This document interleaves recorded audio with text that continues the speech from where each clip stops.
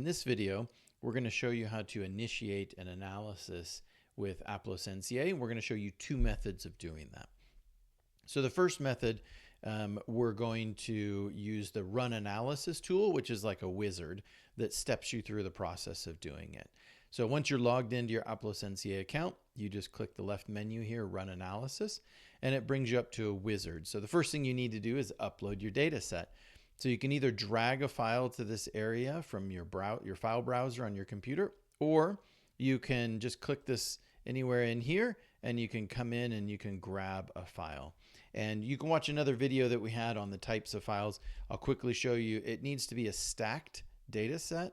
So subjects are stacked on top of each other, not a wide data set where you have a separate column for each individual. You'll need to convert it. So once you choose your file and upload it, you'll select open, and then you confirm that's the right file. You can click upload here. You can see we accept text delimited, so CSV or .dat files. So people might use a pipe delimiter or space delimiter or semicolon delimiter. Any delimiter is fine. We accept Excel files. We also accept SAS files, either SAS transport or native SAS files. And if you need to change it, you can click this little X here, and then it removes it, and then you can select a new file. But that's actually the file we want, so we're going to go ahead and select it. Looks like I didn't grab it there. Let me grab this one. And then we'll go ahead and click upload. So when this upload process happens, it's actually going to upload the file securely, and then it says processing, which means that it's converting the file or checking if the file needs to be converted to the CSV format. All the analyses are performed using the CSV file. So if you submit it in Excel or SAS transport, it converts it to a CSV, it analyzes it using the CSV, but it will return to you that converted CSV file in case you want to check and verify that the conversion was done properly. So now we're in the configuration.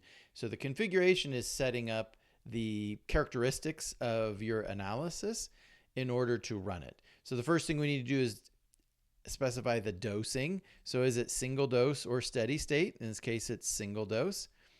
Is what's the route of administration?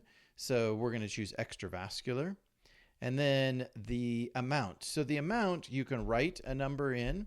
So this would be the amount for every profile in the data set. Alternatively, you can select a data column. So you toggle this switch here, and then you choose a data column. So you would want to use the dose column if, for example, you had a single ascending dose where you had different dose levels for each subject or for different groups of subjects. If everyone has the same dose, sometimes it's easier to just enter the dose here. You can do the same thing with time of dose administration. You can use a data column or an actual value. Now we'll go on to the designations. So designations are just text identifiers that are used. So the first two, this first row, are the text identifiers for BLQ samples and missing samples. So in what we call your observed data column, you'll have designations for either BLQ samples, missing samples, or numeric values for concentrations. So you just have to match the text that's in the data set so that Aplos NCA can count up the number of BLQ samples and the number of missing samples for you. If that information is in a data column, you can, of course, choose a data column. So if your identifier of what is a definition of BLQ samples is in a column, you can choose a column. Your concentration units, dose units, and time units are just text that are carried through to your output. And so you put the text in here. Again, if it's in a column, like in an ADPC data set, you might have concentration units in a column. You can use a column. When you're using a column, it only uses the first record for each unique profile for this input. So if the concentration changes with different records or different time points, this will not pick that up. It'll only pick up the very first record. Then we're going to move to the columns. So this is where we define where your information is. So again, you can name your columns anything you want, but then you would have to come in here and select what it is. So our time is in our time column. It may be an actual time or AREL time. Our unique ID is subject. It could be animal. It could be subject ID, however you want to, whatever you want to use. then your observed concentration. So the observed concentration is a column of data that includes the BLQ and missing sample designations as text. The analyzed concentration is the column that contains the information that we're actually going to do calculations on. So for example, if you set all your BLQs to 0 or some to missing and some to 0, this concentration analyzed column would contain those conversions. Then we have grouping. By default, your unique ID comes down here as grouping. You can add other grouping variables if needed. In this case, we don't. Sorting is once you've grouped and created a unique profile, we sort the data before analysis. We always sort it based on the time variable, but if for some reason you want to change that or add something, you can. You can also add carry-along variables. So these variables are added to the output, but not included in the analysis. In this case, we don't need any. The KEL rules are here. So these rules are for the selection of the best fit terminal slope. The default selection is to use the adjusted R-squared regression statistic and take the maximal value. We don't have any limitations or exclusions for anything set up by default. However, you can. For example, if you want the only reporting the maximum R-squared if it's greater than 0.6, you can put 0.6 in here. If the maximum R-squared is 0.5 for an individual, it'll essentially report not done or no value.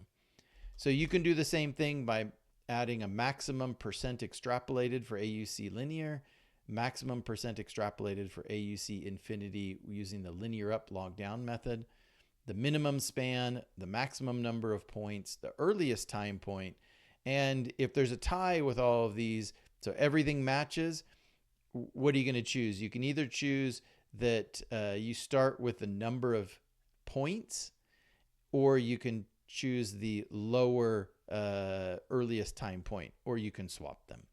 So these are the defaults. I usually leave them as is, but if you want to just change them, you can.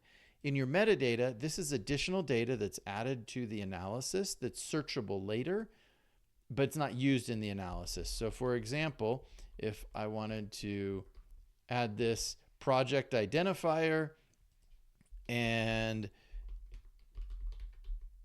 maybe I have a status that I call preliminary versus final, I'd be able to search on these statuses and projects later if I wanted.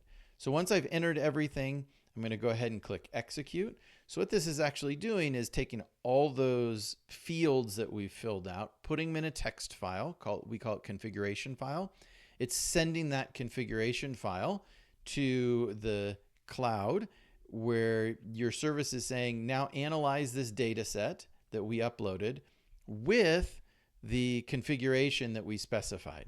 So it's going to go ahead and it's going to start doing that analysis. This runtime clock here is showing the clock time since I clicked the button to start the analysis. When the analysis completes, that runtime will revert to the actual computation time that it took to take care of the analysis. So the actual runtime will be a little bit longer and then it'll shorten down because there's some upload time and wait time that is not really involved in the actual analysis. So said it was running for about 54 seconds. The actual runtime was 27 seconds. You can then go ahead and download your analysis results. And I'll have a separate video on reviewing the analysis results, but they're ready to go right there as a zip file. And you can click this button to run another analysis. Now, another way to run an analysis is to go ahead and click on the input data. And when you click on this screen, you see the data sets that have been uploaded. And so I'm going to upload a new data set. And so this is going to be here. It's a single ascending dose study or sample data set. And so we have different dose levels for different individuals. So each individual only got one treatment, but they had different doses. And so we're going to want to analyze this one a little bit differently. So I've uploaded the data set And I'm going to go ahead and click this from this data set, click the little cog here. And this is going to open up the same configuration tool to set the configuration. So you don't have to go through that wizard. You can just initiate it here. So this is extravascular. As I said, different doses for different subjects. So I'm going to choose the dose column as the amount of the dose. The designations are the same in this sample data set. Now I go into my columns and put in the time, put in the subject, the observed concentration, and then the analyzed concentration. But grouping, I want to summarize the data by the dose groups. So I'm actually going to add dose as a grouping variable, and I'm going to add my cohort as a carry-along variable. So I go ahead and I'm going to leave the default KEL rules. I'm not going to add any metadata, and I'm going to go ahead and I'm going to execute. So this is now going to initiate this analysis on this single ascending dose data. So same thing, it's running, and I'll actually show you, you can click off of this and close it. It's running in the cloud, nothing's local. So I come to this analysis history and we can see there's that run that's going, that analysis that's happening, and it's telling you the status of it. So it's generating the individual plots. So it's actually calculated the parameters already. It's generating these individual plots. This screen updates every few seconds or so. You can obviously refresh the screen if you want, or you can just wait and it'll refresh on its own. And then when it's done, you can download the results. But you see, you don't need to stay on that one screen in order to assess the status. So there it is, it's complete, and I can click the download button and I can go ahead and I can download those results that I just generated. So that's two ways that you can run analyses using Aplos NCA.